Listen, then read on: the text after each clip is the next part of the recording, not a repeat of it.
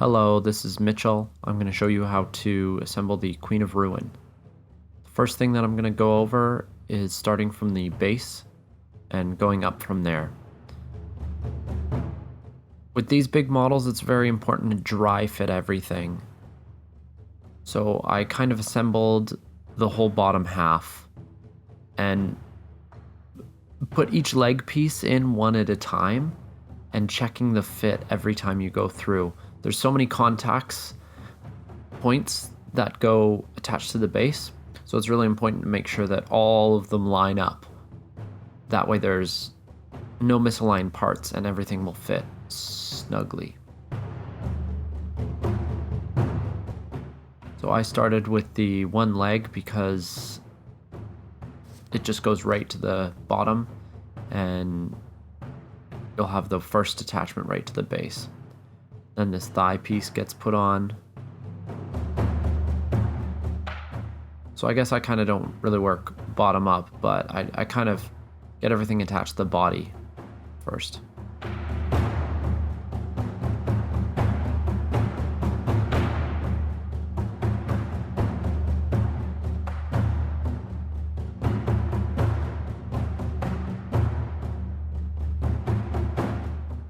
As you can see, I'm kind of pushing down quite hard while I'm waiting for the glue to set. Just to make sure that everything is fitting very snug to the base.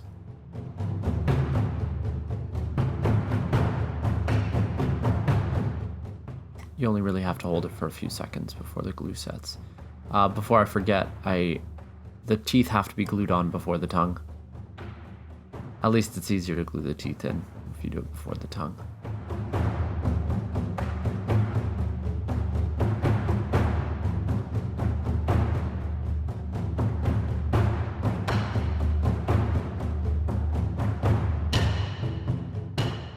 When you're gluing these big pieces, it's good to kind of get it in there really quick. Try and get everything lined up before the glue sets. I find these little guys a little easier to glue on when it's not attached to the base. You kind of have more room to line it up.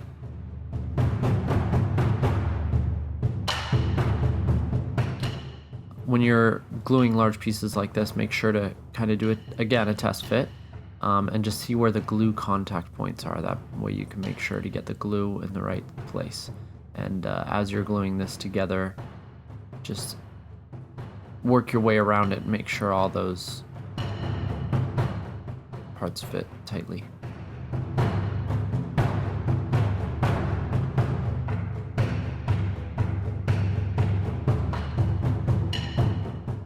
By ensuring that all of these pieces, the leg pieces and the tongue and everything fits nicely to the base, it makes the whole model go together a lot smoother.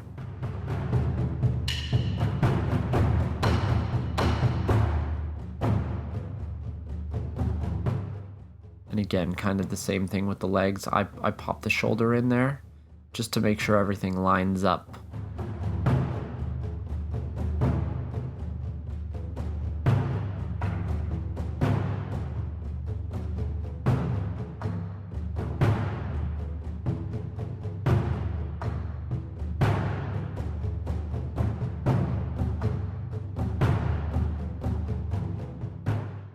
Alright, so this tongue has to line up and be attached to the arm.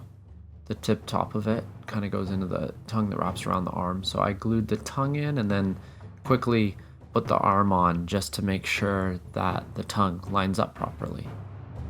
You can see it kind of moved a little bit there. And then the same thing with the arm.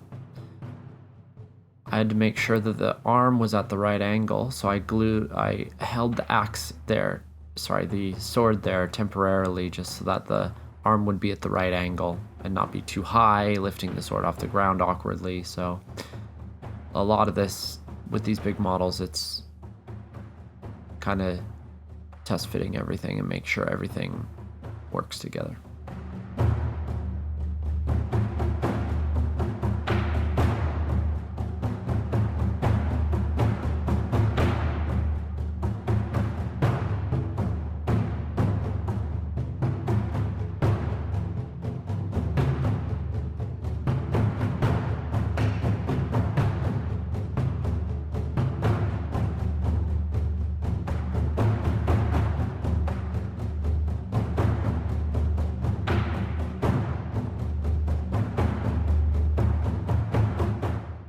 Alright, with these bells that go on the back, the skulls go closer to the inside. The attachment point, you can almost see there's these little rings on the horn. And one of the rings is like a half ring. It kind of doesn't go all the way. And that's kind of where the bell goes.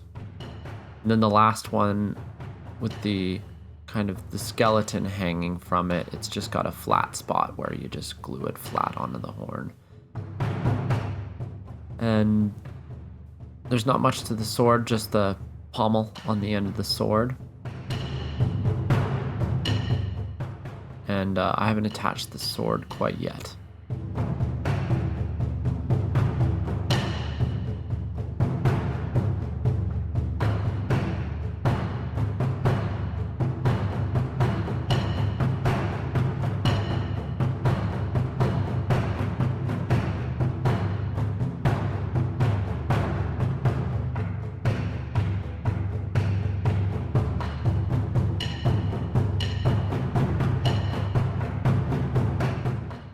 These two corpses.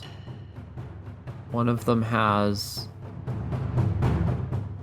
the leg that's coming from one of the bodies in the cage, and that goes on a very specific one, so make sure you double check the alignment on those.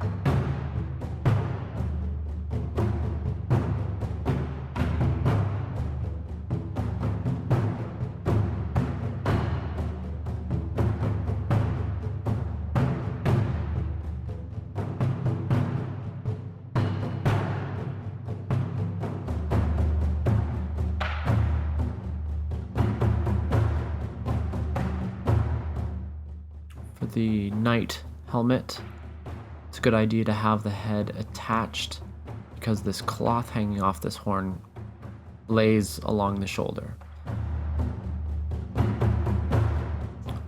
It's a little tight to fit the head in with the arms attached, so I put the head on after so that I could change them out. But I would recommend putting the head on before the arms.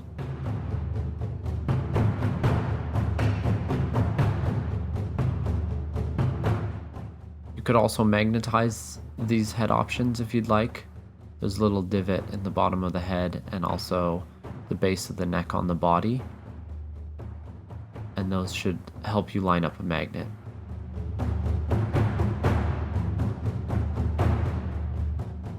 So there's the knight head and the sword option, but I've decided for the one that I'm building, I'm gonna go with the other option, so I'm just showing you how these ones look.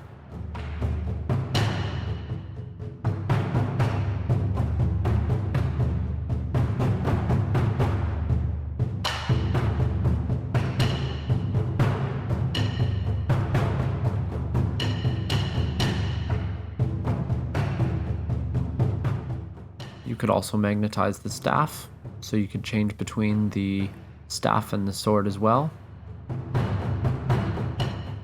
Alright, here's the completed Queen of Ruin.